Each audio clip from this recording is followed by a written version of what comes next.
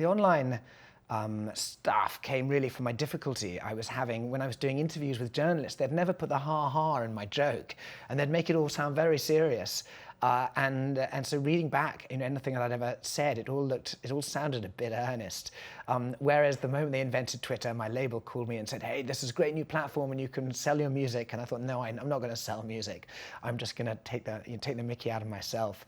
And people having a go at me, and I could have a direct voice to reply, and that was just, rather wonderful moment. Do you think being self-deprecating has helped you cope with being in the public eye? Well, I think there's no harm in being self-deprecating with anything, really. It's called modesty, isn't it? And although I try and go out and say, hey, my new album's the best album I've ever done, those words, one naturally struggles to do that because I'm British and it doesn't come out especially well. It is the best album, by the way. It's the best one. So self-deprecation and modesty, they kind of go hand in hand, and I just feel more comfortable. That's kind of who we are, isn't it?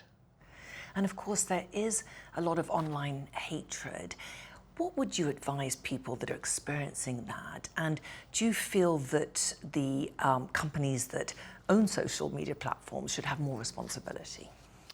I do think the social media platforms should moderate. I have a website, and we moderate that website so that people aren't just, mean and nasty to other people who come on there to try and learn, or speak or discuss about what it is, that platform is about, my music. Twitter have got their own platform, so people can discuss all kinds of things, but I think perhaps it would be worth moderating that, and I know that they do to a certain degree. And I've used it as a kind of, a phrase before, but I think to anyone who's on there, I would just say, just don't take it seriously. I don't reply in the heat of the moment. I reply with no emotion, with a smile, not caring about it. And so if you're ever upset, take a moment and step back, and before you get yourself in some kind of meaningless argument with a complete stranger. And it's always worth knowing that complete stranger is probably upstairs in their parents' house, where they still live in that room, even though in their mid-40s, probably with their trousers around their ankles. And that person is not to be taken seriously. Has any comment ever really affected you, James? Absolutely. When I first started out to read the initial vitriol to one big hit, took me by surprise, definitely. And and I've been on a television show where I was sitting beside a girlfriend of mine who happens to now be my wife, but when we were online and looking through the responses to my TV performance, which all seemed pretty vitriolic, I definitely felt a little bit ashamed knowing that this person I was trying to impress was reading that. But you have to get over that and realize that life's pretty good. What do you think has helped you cope? Do you think it's been your experience in the army? Definitely. I mean, if I'd ever had a hard time in the music business, at the time I could call friends and family who were in Iraq or Afghanistan and say, I've had a pretty miserable day, and they would say, do you understand what we're doing? And they would explain what might have happened to them that day, and it put everything very much in perspective.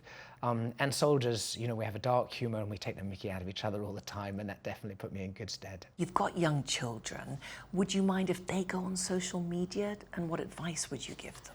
I think for young people today, I think it must be incredibly hard. The pressures to be on social media, especially for girls, to look a particular way, to have validation by likes, is such a strange concept, but is so true at the moment.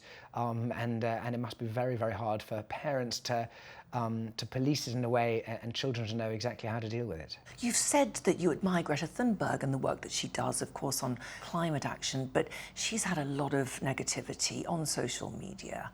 Do you think that's fair? No, it's not. She's a young human being who's buried herself in the subject matter and is informed and is trying to save the world. So we should probably be giving her as much help as we possibly can and backing her.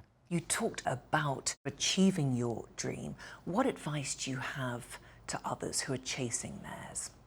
Well, I think I feel pretty strongly that that you must chase that dream, and you must go for it, because it would be terrible to reach old age and say, I had a dream, but I didn't have the courage to follow it.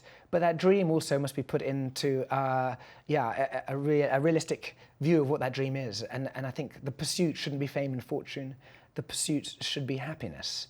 And for me, when I left the army, my father said to me, wow, that's kind of a big step, and are you going to be a success? And I said, well, Daddy, I don't know if I'll be a commercial success, but the success will be chasing the dream, following that dream, making music, and the smile that it puts on my face. And he said, well, go for it then. And I've been very lucky that it has been a commercial success, but the pursuit must be, and for me has been, happiness.